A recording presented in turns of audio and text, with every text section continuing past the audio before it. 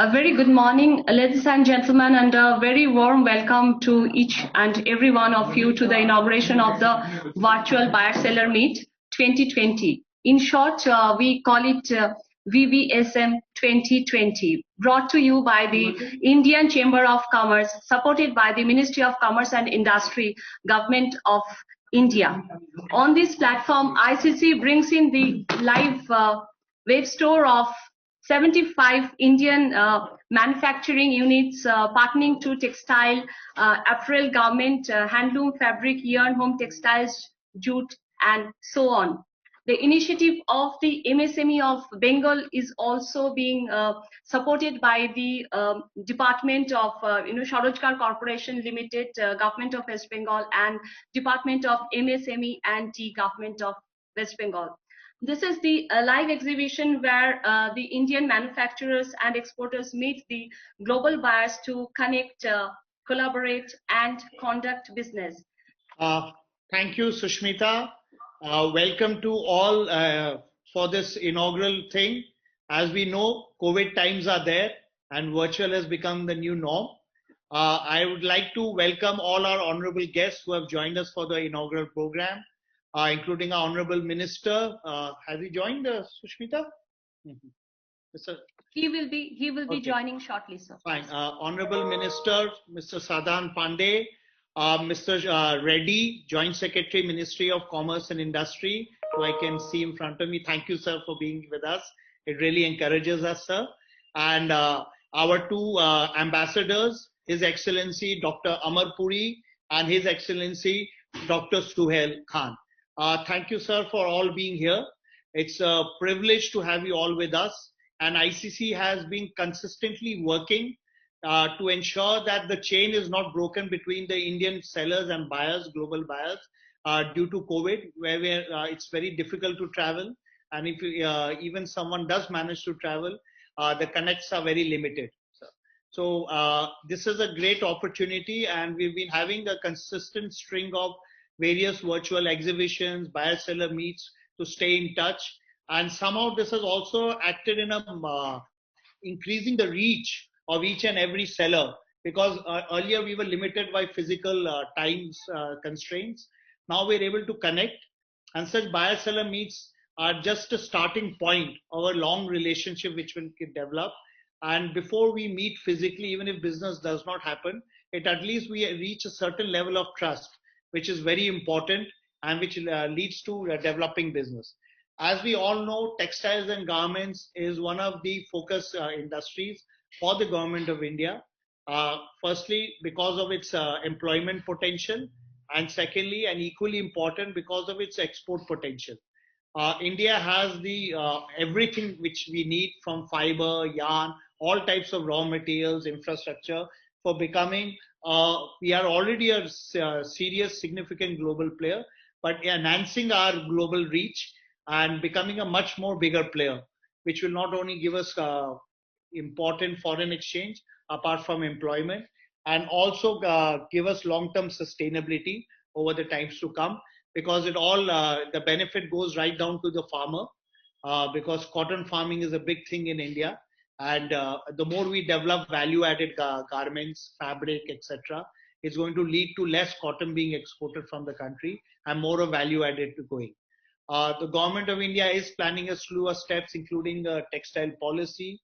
There have been various steps to de-bottleneck the industry by removing of anti-dumping duty on critical raw materials, which is enhancing the competitiveness of the country, which goes beyond cotton. Till now, we have been basically considered to be a cotton country, but now we are slowly evolving into being a much bigger player in the man-made fiber segment. And we all know that the real growth is going to come from that in the coming times. So while India does not intend to give away any space in the cotton arena, we feel that we are going to become a very significant player very soon. We're having good back-end support from fiber manufacturers in the man-made fiber space. And of course, with digital acceleration happening, we hope we can reach out much faster through such virtual buyer-seller meets to every nook and corner of the world, not only US and America and Japan, but to every, because it's very important to diversify your markets. And I'm happy Mr. Reddy is with us. that the government also feels and is consistently emphasizing the need that we go to other markets and do not only focus on the traditional markets. So we assure you that we will leave no stone unturned and an industry player to reach out to Latin American countries. Already yarn is going in a big way to Latin American, and we hope fabric and garments will also start, and also to other countries wherever we can find our competitive edge. So once again, I'd like to welcome everyone. All the best to all our sellers on the Indian side and the buyers on the global scenario. We hope to have very interesting interactions, engagements, and we hope this will be a starting point of a long relationships for most of us. Thank you once again to everyone, sir, and welcome all our dignitaries for being with us and supporting us. Thank you.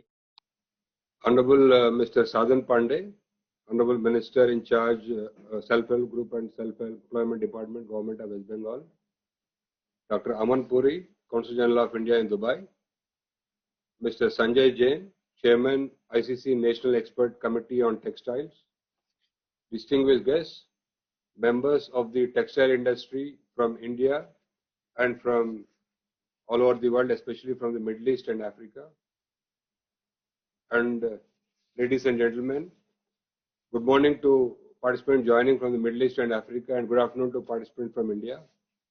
I'm delighted to participate in this inaugural session of this 3-day-long virtual buyer-seller meet VBSM 2020. As Mr. Sanjay Jain has mentioned, the travel restrictions resulting from the ongoing pandemic have led to the cancellation of many events, physical exhibitions, and now virtual meetings have become a new normal. So I take this opportunity to congratulate the Indian Chamber of Commerce for developing its own interactive virtual platform, which is the iccvirtualexpo.com, which is being used for today's inaugural session, as well as I think for the 3-day-long buyer-seller meet. As you're aware, the global pandemic has resulted in disruption of the global supply chain and also the fall in global demand, which is adversely impacting all the economies in the world, including ours. And according to the recent forecast of the Organization for Economic Cooperation and Development, OECD, the global economy is expected to contract by 4.2% this year. However, the global GDP expected to bounce back strongly in the next year with a growth of around 4.2% in 2021. Already green shoots are visible across all the countries, like the global trade increase in the third quarter of this year. The World Trade Organization recently forecasted that the volume of global merchandise trade will only decrease by 9.2% in 2020, which is much better than the initial forecast by WTO that the global trade will decrease between 13 to 32% in 2020. I'm happy to know that around 75 Indian manufacturers and exporters dealing in textiles, garments, fabrics and apparel, jute, technical textile, etc. are exhibiting their products in this 3-day virtual buyer-seller meet. I'm also happy to know that many buyers, especially from Middle East and Africa, also registered to participate in this event. India traditionally has enjoyed very close relationship with the Middle East and the African countries. These relations date back to ancient times, and including we have very vibrant cultural ties with these two regions throughout the history. Coming to bilateral trade between India and Arab countries, it was $150 billion during 2019-20, and our exports were $47.46 billion, while our total imports from this region was $102.6 billion. And there is a trade deficit with the Middle East to the tune of 55 billion. And coming to India-Africa bilateral trade, the trade has increased from 7 billion in 2001 to about 66.7 billion in 2019-20. Indian exports to Africa were valued at $29 billion, and imports from Africa amounted $37.7 billion. So India has a trade deficit with both of the regions. But there is significant potential to enhance our cooperation in many sectors, including textiles, which is an important area of cooperation between India, Africa, and also the Middle East. As Mr. Sanjay Jain has already mentioned, the strengths of the Indian textile, both cotton and also the man-made fabric textile industry. It is one of the largest contributing sectors of the Indian exports worldwide. The Indian exports of textiles last year in 2019-20 was over 34 billion US dollars. And this industry also contributes significantly to the industrial output, which was around 7% in financial year 2019. And it contributed 2% to the GDP of India and employs more than 45 million people in the financial year 2019. So already Mr. Sanjay Jain has mentioned the potential area of cooperation in all areas. India has strengths from fiber to the finished product garment. So there's a lot of potential for to enhance Indian exports. I'm happy to hear from Mr. Sanjay Jain that not only traditional markets, but Indian manufacturers are also exploring distant markets such as Latin America and also Africa and other countries.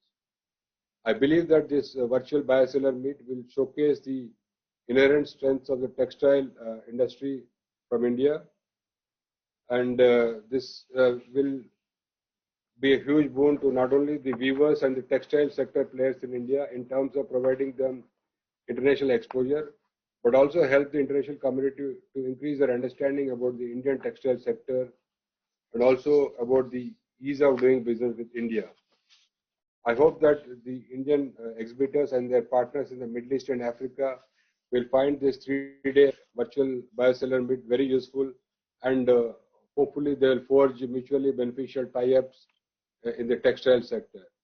I wish good luck for all the Indian exhibitors and also their buyers, partners in the Middle East and Africa. Stay healthy and stay safe. Thank you very much. Dr. Srikar Reddy, first of all, I would like to thank you for joining us, and I would like to join Mr. Jain in extending a warm welcome to you.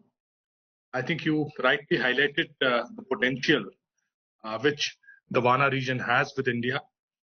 Taking a step back, I think when the whole pandemic started, I must mention here and inform all the people who are watching it through social media channels that the Commerce Ministry was very quick to react. And we have seen Ministry of Commerce working on a war footing, right from engaging with the industry, with the clusters, reaching out to state governments, addressing the issues of shipping, logistics, trucking, surface movements. Also, the involvement of industry in developing the PPE kits, masks, and it is a tremendous story how how India, which didn't have adequate number of approved labs for COVID, when India didn't have enough PPE kits, when India was not making enough masks, and ventilator capacities were also very limited.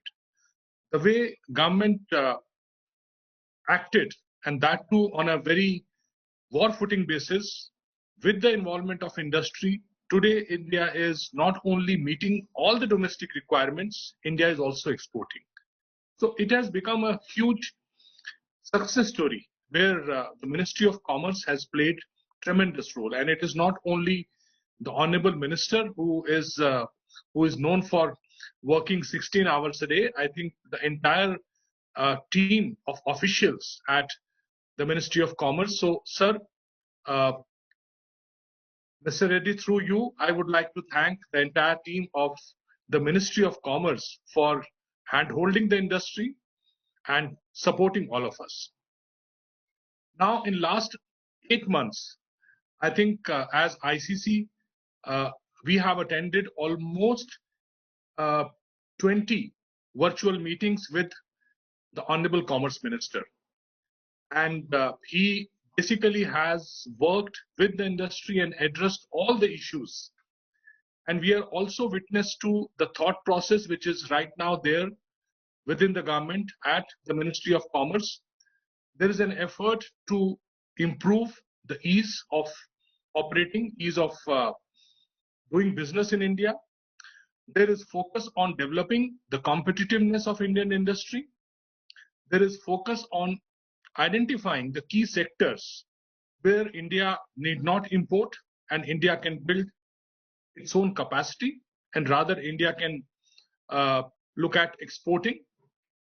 Also, the way government has come up with the product linked incentives, the whole effort to improve the competitiveness of Indian industry, the focus on quality, and also looking at very closely the global value chains, because the Department of Logistics, led by Mr. Pawan Agrawal, is also very closely looking at the very aspect of costs.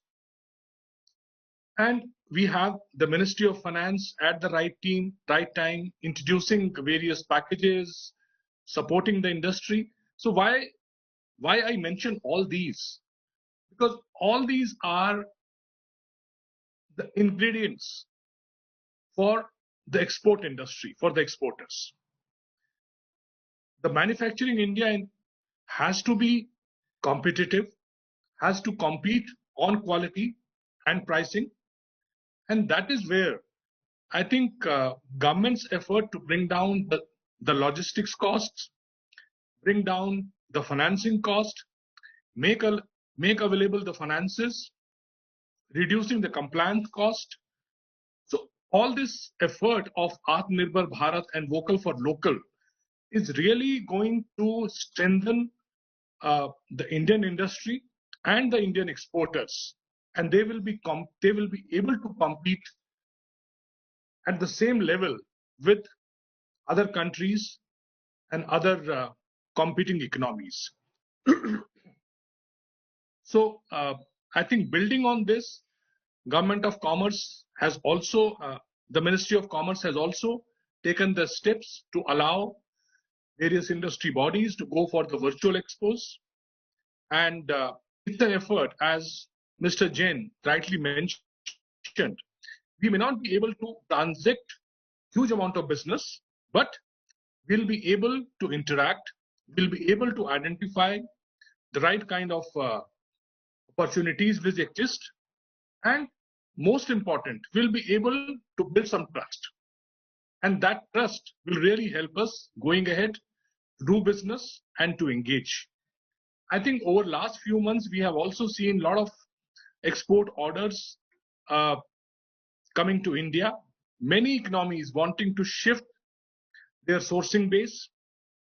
Many economies wanting to also shift their manufacturing base. And like the government of Japan is offering incentives for the companies to go out.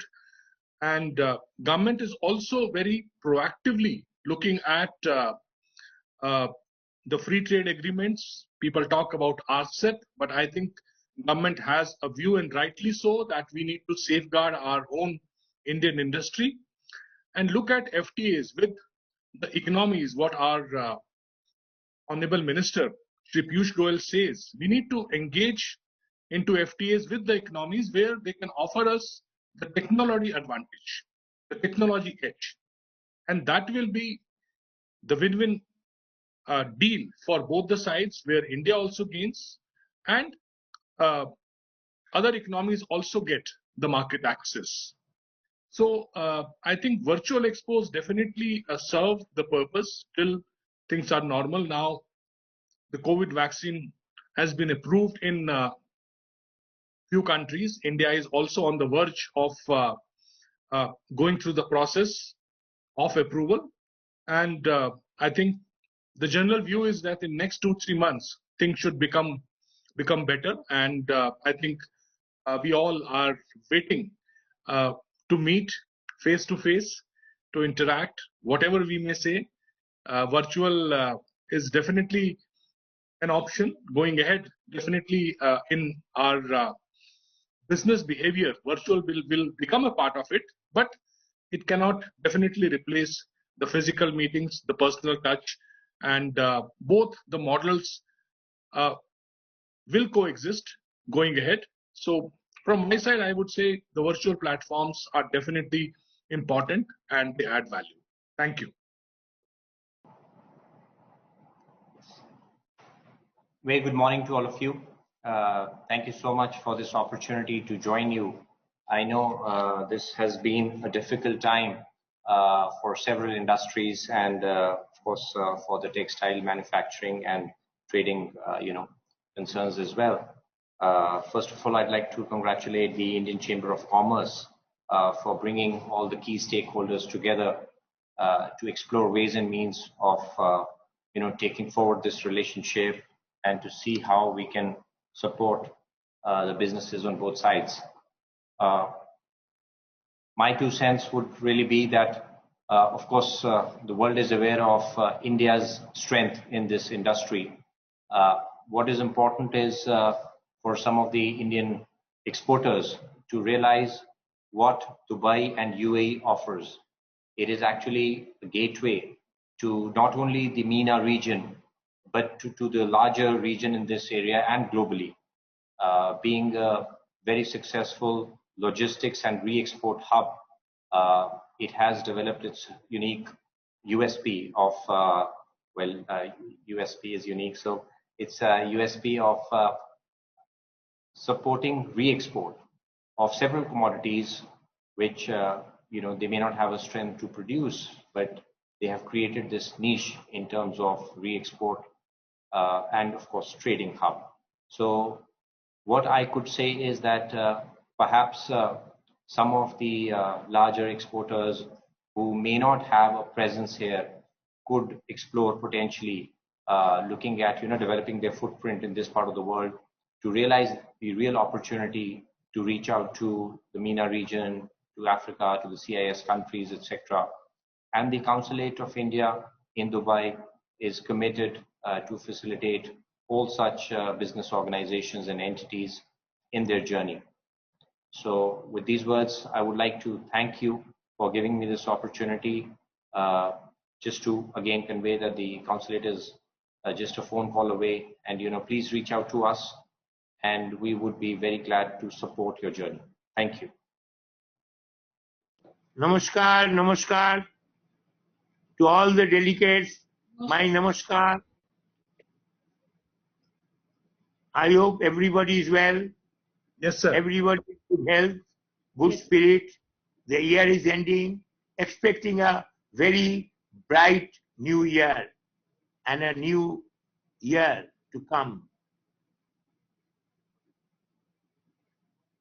Here I would like to say that the self-help group in West Bengal is moving in a very strong manner. And I am very delighted that the Prime Minister of the country has accepted 6 months ago that self-help group is the befitting answer for unemployment in the country. If the ladies and boys, girls and boys can get employment, that is only through the agricultural sector. In our country, today we face a very peculiar situation that your salary is the same while prices are rising. Prices are rising because demand and supply is less, demand is more. In every city in India, in every urban areas, the people are asking for cheaper prices, vegetables, eggs, chicken, mutton, everything, milk. So how to get it? It is only through more production we can achieve that. Industry sector is lagging behind because there is no demand. Worldwide there is restriction for buying goods. But in India, if we depend on the agriculture sector, by agriculture sector I mean the fisheries, the poultries, the soybean, vegetables, all items which are relating to agriculture sector, agricultural production. Here the SHG group plays a vital role because we are encouraging farmers, we are encouraging young people to come into this trade and not leave their villages to the urban cities, stay in their villages, and make more production. And through production, our supply system will be increased. Demand is there, but supply is less. So we have to increase the supply. Please remember that in Kalimpong, we have the Israeli breed goats, which are like very, very big goats. So we are thinking of spreading that in Darjeeling and the Kalimpong area to become cold. Now, for flowers, for orchids, in Darjeeling, in Kalimpong, we are encouraging our women folk and the boys and girls to make more production. And through that orchids, flowers, we are, for the 5-star hotels, we are importing from Singapore. Why not from Bengal? Our Bengal soil can give that kind of products. But because of marketing not there, so we are setting up a marketing wing in Rajarhat. We have built a 5-story building in Rajarhat where our marketing wing will soon start. So everywhere I am telling people that you work on your own, you make a earning, just don't work for a 8,000, 10,000, 15,000 rupees salary. By production, you will increase your salary. By production, you will be able to save your family. So everybody has to think in the rural belt, urban area, that is another kind of production, but in the rural area, West Bengal is mostly 40,000 villages, and 40,000 villages we have established in 13 districts, the Mukti Dhara project. Mukti Dhara project means that any kind of production, you will get our help. We have started mini projects like tank fishery, any kind of products we want to make, we will make. So West Bengal has got a very perspective, and from West Bengal, India is learning. Our Prime Minister has recently said the self-help group is a very important sector. So I am very glad that I am the minister of this department for 8 years. I am trying to uplift the production level in all villages so that our village people can, every village will be a model village in West Bengal. Model village means that the roads are nice. Who is going to finance? The Panchayat department will do the roads. Fishery department will clear the ponds, put the fish seedlings. Please remember, West Bengal fish seedlings go to Andhra and come back as a big fish and we buy. So I am trying to stop that. I am trying to say that West Bengal ponds are very much enough to have the fishery seedlings there and make a small cooperative so that all employment will be created and fish will be there. So people like fish, people like chicken, people like goats, like goat meat. Goat meat is today 700 rupees kg. If I make the production 4 double, then prices will decrease. So in agriculture sector, I feel that is the only remedy of the economy, because the economy is in a bad shape. Everybody is crying and saying this is happening, that is happening. Factories are closed. People are not getting salary. Half the salary some people are getting. So to make a remedy, it is the SHG group which is going to be a very big factor in future so that everybody has an earning. So many articles are produced in West Bengal which is exported and the exporters are getting the benefit. Now I am trying to see, even Indian Chamber of Commerce has helped me to become buyers and sellers meet. Buyers are coming from foreign and sellers are all the artisans. So buyer and seller meet will be a very good benefit so that prices which the sellers are giving now, they will get better price. So to better the economy, the SHG group is very important.